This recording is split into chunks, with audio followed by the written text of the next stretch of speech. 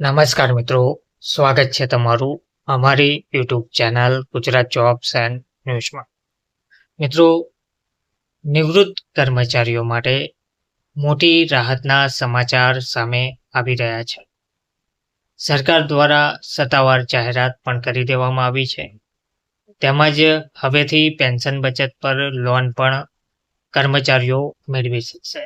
Medical જરૂરિયાત માટે ઉપાડનો અવકાશ નોંધપાત્ર રીતે વિસ્તૃત કરવામાં આવ્યો છે. ઉપાડ માટેના માન્ય કારણોને પણ તર્કસંગત બનાવવામાં આવી રહ્યા છે. પીએફઆરડીએ દ્વારા વર્તમાન નિયમોમાં મહત્વપૂર્ણ સુધારા કરવામાં આવ્યા છે. નિયમોમાં ફેરફાર સાથે વિગતવાર માહિતી જોઈએ તો પેન્શન ધારકો માટે આ એક સારા સમાચાર સામે આવ્યા છે. Pension fund regulatory and development authority PFRDA હાલની નેશનલ પેન્શન સિસ્ટમ એનપીએસમાં ઘણા મોટા ફેરફારો કર્યા છે.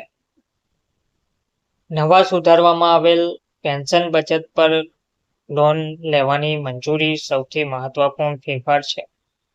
નવા કરાયેલા સુધારા હેઠળ એનપીએસ ધારક કોઈ પણ નિયમન કરેલ ફાઇનાન્સિયલ સંસ્થા પાસેથી ધિરાણ મેળવી શકશે તેવી માહિતી પણ આપવામાં આવી રહી છે.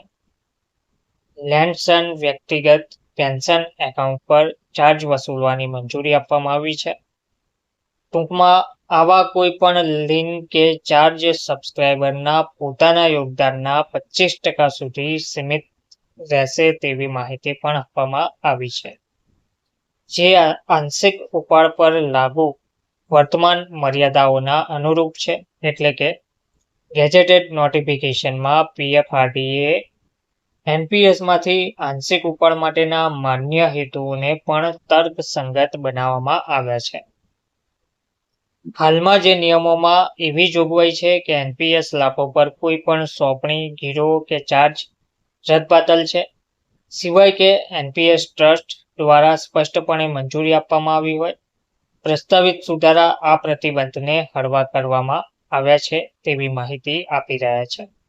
ઉપાડ મર્યાદા પર સલામતી સુનિશ્ચિત કરતી વખતે કોલેટરલ તરીકે પેન્શન કોર્પસને મર્યાદિત ઉપયોગ સમક્ષ બનાવે છે. નિયમનકારે સ્પષ્ટ કર્યું છે કે આ સુવિધાને કાર્યરત કરવા માટે અલગથી વિગતવાર માર્ગદર્શિકા જાહેર કરવામાં આવશે, જેમાં ધિરાણકર્તાઓ, મધ્યસ્થી અને રેકોર્ડ કીપિંગ એજન્સીઓ માટે પ્રક્રિયાઓ અને શરતોનો સમાવેશ થાય છે. ઘરની ખરીદી અથવા બાંધકામ માટે આંશિક ઉપાડની મંજૂરી આપતી હાલની જોગવાઈને જાળવી રાખવામાં આવી છે.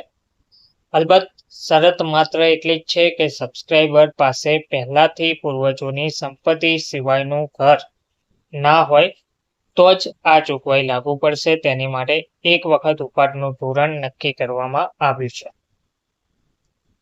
વધુમાં મેડિકલ જરૂરિયાતો માટે ઉપાડનો અવકાશ નોંધપાત્ર રીતે વિસ્તૃત કરવામાં આવ્યો છે.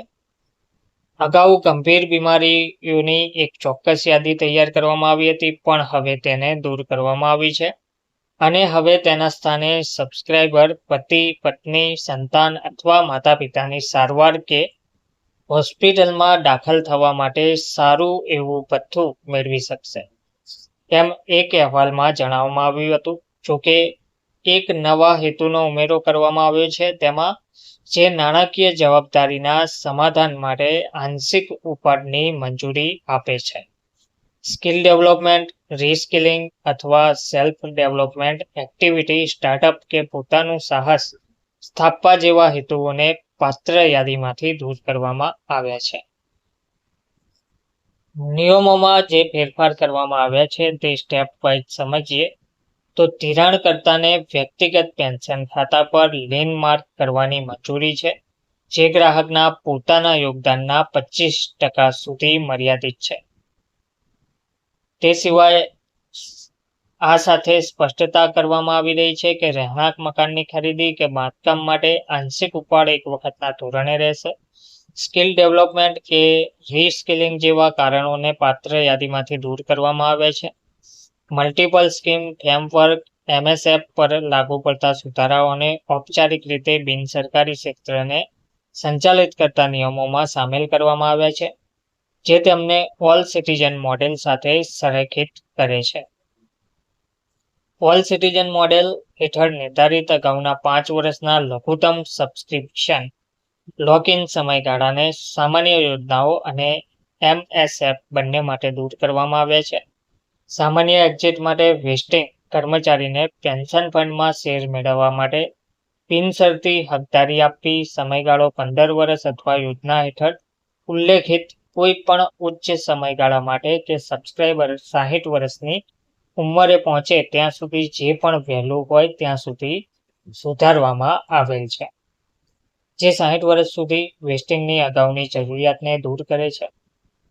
ઉપાડ માળખાના સંદર્ભમાં બિનસરકારી સબસ્ક્રાઇબરને હવે 80% સુધી ભંડોળ એકસાથે ઉપાડવાની મંજૂરી પણ આપવામાં આવી છે, જેમાં ઓછામાં ઓછા 20% એન્યુટી માટે ફરજિયાત ફાળવણીની જોગવાઈ છે. આ અગાઉ લમસમ 60% અને વાર્ષિક 40%ની મર્યાદા લાગુ હતી.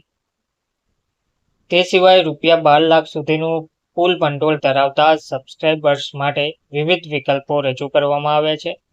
જ્યાં ભંડોળ ₹8 લાખ સુધીનું હોય ત્યાં સબસ્ક્રાઇબર્સ 100% એકમ રકમ, સિસ્ટમેટિક લમસમ ઉપાડ, સિસ્ટમેટિક ઉપાડ, વિનંતી અથવા અન્ય મંજૂર વિકલ્પો પસંદ કરી શકે છે. જ્યાં ભંડોળ ₹8 લાખથી વધુ હોય પરંતુ ₹12 લાખ સુધીનું હોય ત્યાં પણ લમસમ રકમ તરીકે ₹6 લાખ સુધીના ઉપાડની મંજૂરી છે. તેમજ ₹12 લાખ સુધીની કોઈ પણ ભંડોળ રકમ માટે 80% સુધીની એકંદર રકમ અને ઓછામાં ઓછી 20% વાર્ષિકીની સામાન્ય નિયમ લાગુ રહેશે તેવી માહિતી આપવામાં આવી રહી છે. ટૂંકમાં નિવૃત્ત કર્મચારીઓ માટે આ એક મોટી રાહતના સમાચાર છે. હવે નવા નિયમો અનુસાર પેન્શન બચત પર લોન મેળવી શકાશે. મેડિકલ જરૂરિયાત માટે ઉપાડનો અવકાશ નોંધપાત્ર રીતે વિસ્તૃત કરવામાં આવ્યો છે.